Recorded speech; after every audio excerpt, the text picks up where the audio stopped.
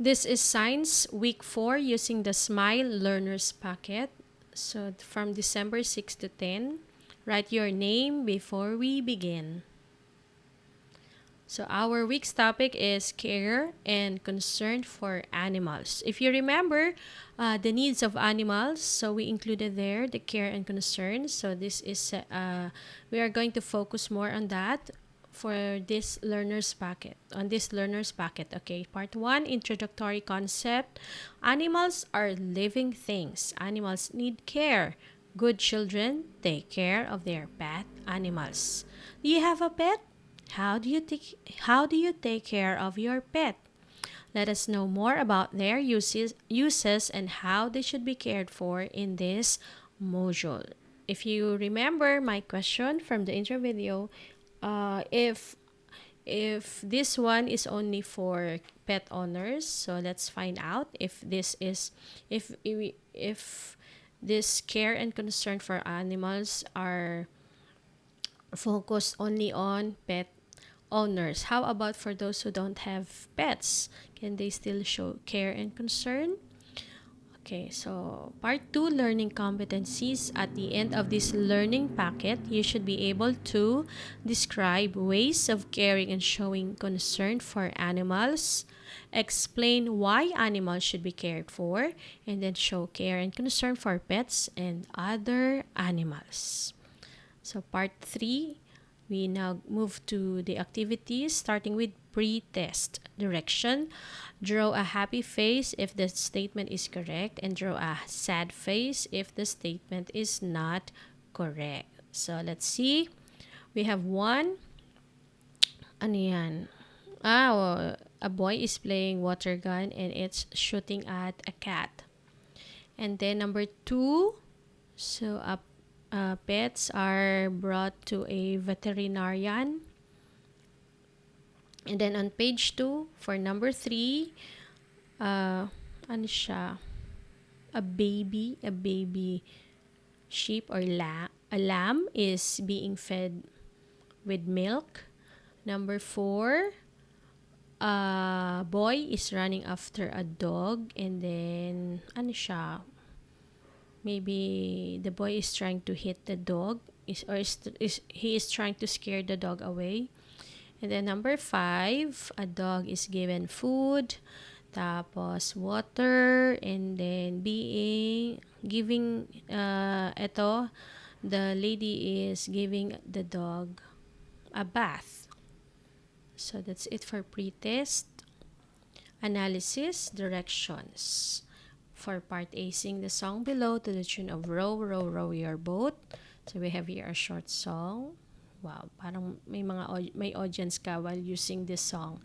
Love your pet. So it goes like, love, love, love your pet. Love them every day.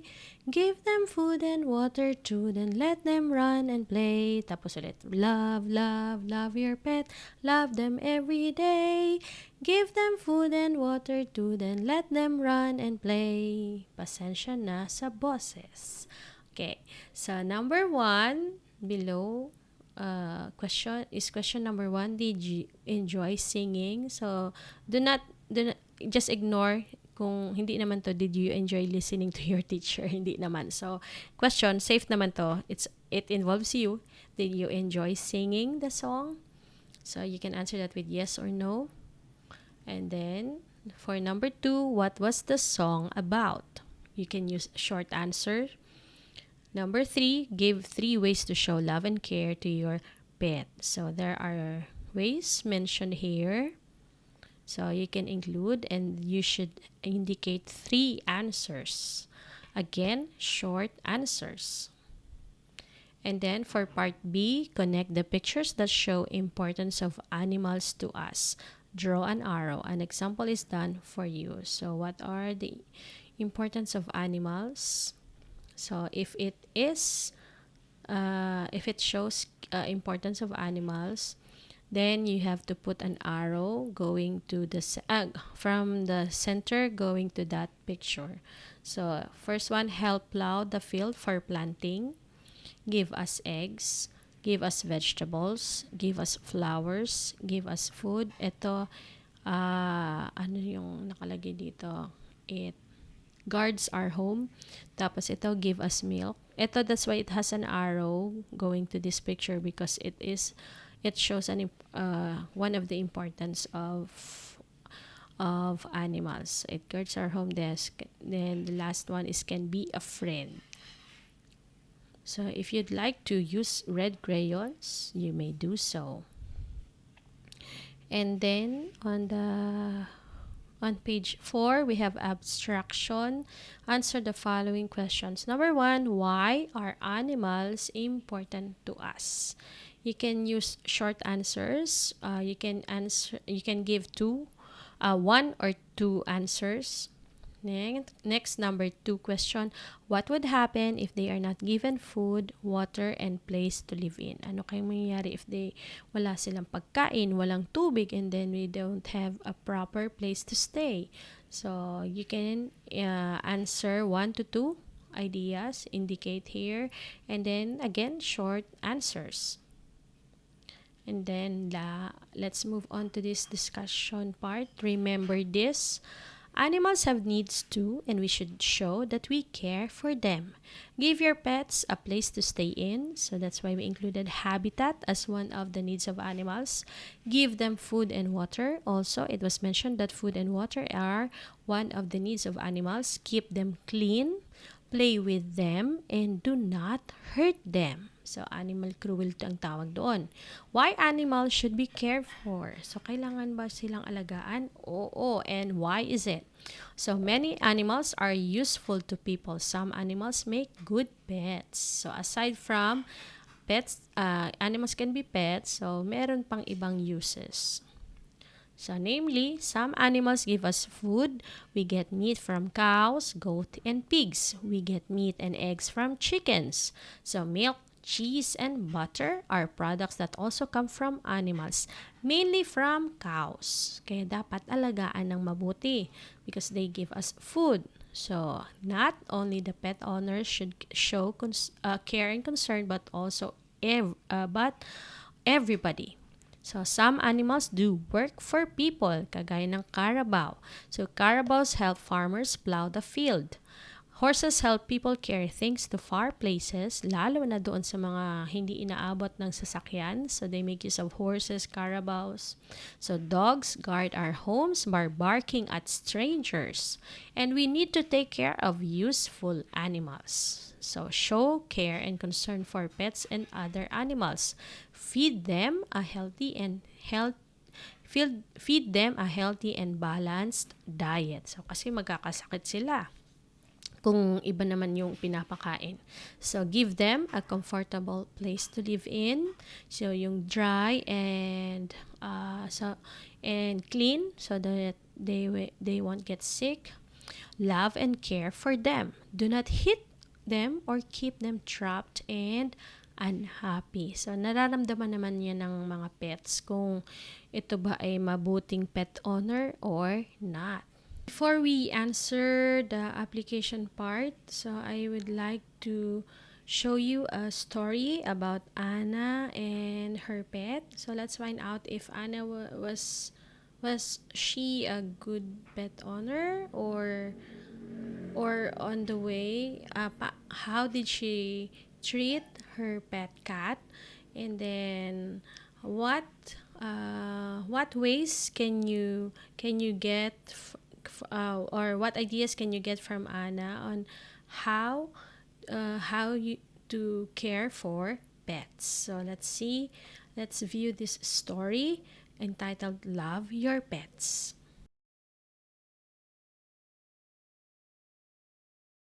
Anna loved playing with her pet cat very much. She took good care of it and never forgot the day she received it. It was Anna's 10th birthday party. She was most excited to see the basket brought by Grandpa. She opened it. Oh, it's a cat! I had always wanted a pet. It would play with me all the time. She thanked her grandpa with a hug. Anna went about everywhere to show her proud possession. Grandpa wanted to teach her how to take care of the pet, but she would not listen. Anna named the cat Silly. Though Anna spent most of her time playing with Silly, yet she never took care of it. After some time, she started using Silly to do naughty things, like scaring younger kids away. Soon, all her friends and neighbors started complaining about its pranks. One day, Anna set the cat on an old lady who was carrying a heavy basket of grocery. The lady could not run and fell down. The cat scratched her with its paws that left painful marks all over her face. The old lady felt very angry. The lady was furious. "From now on, you'll be a cat." Anna turned into a cat, and Silly into Anna. She kept crying. No one could understand her. Silly kicked Anna and brought her home. Silly would hardly care if Anna needed food or a bath. It would make her run around the town the whole day, playing pranks on everyone they saw. Anna often got kicked and abused by people. She began realizing her mistake. She understood how her cat must have felt. While everyone was asleep one night, a burglar broke into the house. Anna sensed him. The burglar tried to scuffle her, but Anna bit him so hard that he ran out of the house in panic. That very moment, Anna changed back to herself, and Silly was back to being a cat. Just then, her parents entered the bedroom and found Anna patting her cat. "Today, Silly saved the house from a burglar. I think I'm going to call it Beauty from now on. Silly is such a silly name." "That's so wonderful. Just yesterday, we were thinking of leaving Silly somewhere far and deserted. Everybody complains to us about its pranks and naughty deeds. But now we think we should think again." "Oh no, Dad. It was all my fault. I made it do all those bad things. I never even took care of it. But now I have realized my mistake." Anna's mum and dad were happy to hear that. From then on, Anna took good care of Beauty. She would feed it on time, give it regular baths, and even taught it to be friends with other people. Soon, Beauty became a friendly and cherished pet for all. The only ones who disliked it were... So we are done with the story. So it's Anna and her pet cat. So at the start, after it was given as a gift from her grandpa, ano yung pangalan? It was Silly. So pag sinabing Silly, parang it's not a good name for a pet. So yung pala, so Anna thought it to be to do pranks, and then because of that, the people got angry at the pet. So parang maloko itong pusang ito. So kaya from that incident, yung sa when Lily was pranked by Anna and her cat, so there was parang curse. So Anna turned into Silly, and then Silly turned into Anna. So dahil doon, because of that parang curse, so Anna felt how bad what she was with Silly. So naramdaman niyang nasipa, naloko kasi naalala ng mga tao na how naughty her cat was. So dahil doon, naramdaman niya din na masipa, and then ayawan ng mga tao. And because of that, so napag-isip-isip din niya, ganito pala ako sa aking pet cat. And because of a good deed, so nagkabalik na. So Anna turned into a human, and then Silly turned into cat again. So because of that, things changed totally. So, from being silly, she was named into beauty kasi yun ang bagay na. And Anna started caring for her cat. So, she feeds the cat. Tapos, and then she also taught how to be friendly to the people. Kaya noon, from then on, so naging mabuti ng pet owner si Anna. So, aside from that, buti na lang she was able to change into a good pet owner. Kung hindi, may balak ang mga magulang niyang paalisin they will put Silly away from them. So buti na lang nagbago yung pet owner. So, ganun din. So, you have to be responsible as pet owner. So, hindi yan pang-display o para na usong nagkaaso at nagkapusa ngayong pandemic. Hindi ibig sabihin makikisabay ka na. It takes a lot of responsibility. So, hindi dapat siya pabayaan. You have to give its needs. So, hindi lang siya, alam ba, may mausong damit para sa dog and cat. So, hindi naman sila nagdadamit. So, it's not a basic need ang clothing, ha?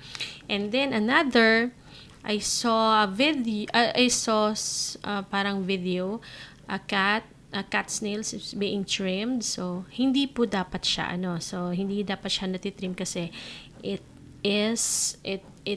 the cats need it for survival. So, pang yan, gamit niyan to scratch itself, to get food. Halimbawa, kasi hindi lang yan nagde-depend sa kinakain, kung anong binibigay. So, they need also to survive by themselves. Okay, now, let's move to application, directions. Identify the animal being described in each sentence. Write the letter of your answer on the blank. So we have choices A, cow, B, pig, C, dog, D, chicken, and E, cat. Number 1, we get milk and meat from this animal. I repeat, we get milk and meat from this animal. Number 2, we get pork from this animal. We get pork from this animal. Number 3, this animal guards our houses. This animal guards our houses. Number 4, this animal likes to chase rats. This animal likes to chase rats. Number 5, we get meat and eggs from this animal. We get meat and eggs from this animal. And then for part B, directions, tick the good behaviors that show care toward animals and put cross on the bad behavior. Number 1, hitting a dog with a stick. Check or X ba siya? I repeat, hitting a dog with a stick. Number 2, taking a dog for a walk. Taking a dog for a walk. Number 3, throwing stones at an elephant. Throwing stones at an elephant. Number 4, giving very heavy load to a horse. Giving very heavy load to a horse. Number 5, feeding milk and biscuits to a dog. Feeding milk and biscuits to a dog. If you're done, let's proceed with the last part, reflection. Congratulations for finishing this module. I know you have learned a lot. Doodle something about your learning. Or I'll give you an idea on what to do with this part. So if you have your pet, so anong natutunan mo? What are you going to do with your pet? But if you don't have your pet, isip ka na lang, if ever you are given a pet, what will it be? And then, what did you learn regarding how to take care of that? So you can draw, or pwedeng maglagay ka ng quote. So ano yung dapat mong gawin because of this module, you learned something. Okay, so that's it. We're done for science. Goodbye.